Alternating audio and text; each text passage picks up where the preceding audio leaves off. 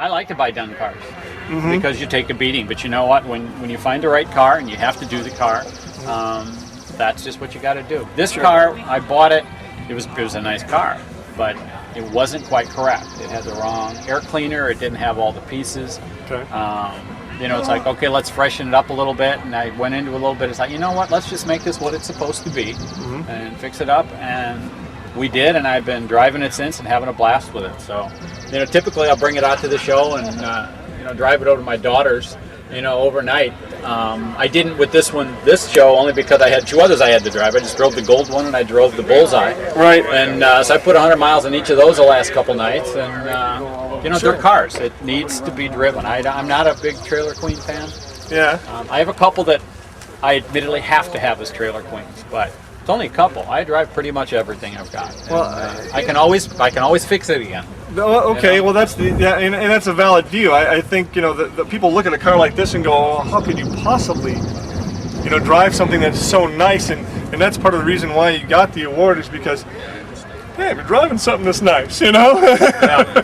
If I wanted to collect paperweights, I'd have a paperweight collection.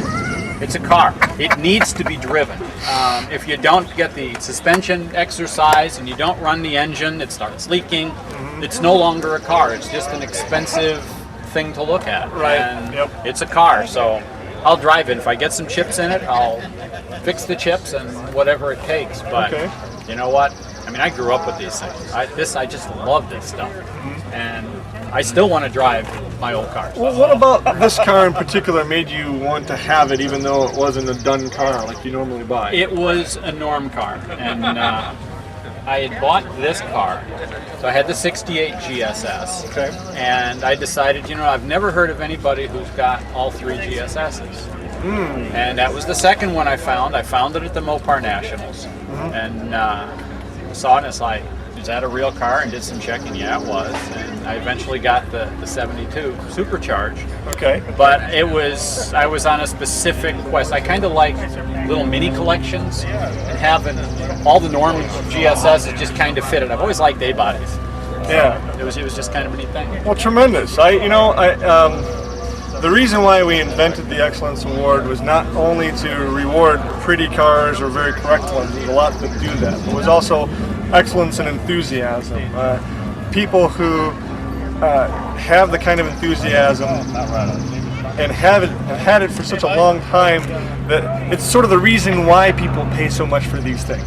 You know, it's because there's a passion behind it. And I figured, okay, if someone is willing to bring a very factory correct car, a very nice car, and still drive and enjoy it, that's the core of why we're all standing here. Well, I tell you what, to me, that's the perfect kind of an award to have. Awesome. Because they're cars. You know, Cool. They need to be treated as cars, and the fact that you're not always necessarily looking for absolutely the prettiest one, but the ones that get used and driven and still is nice. Yep. That's outstanding. I appreciate it. Great. Well, congratulations, and thank you, Bill. Thanks. Talk to you later. But I like to bring them out so people can see them, and I like to drive them so I can play with them. Sure.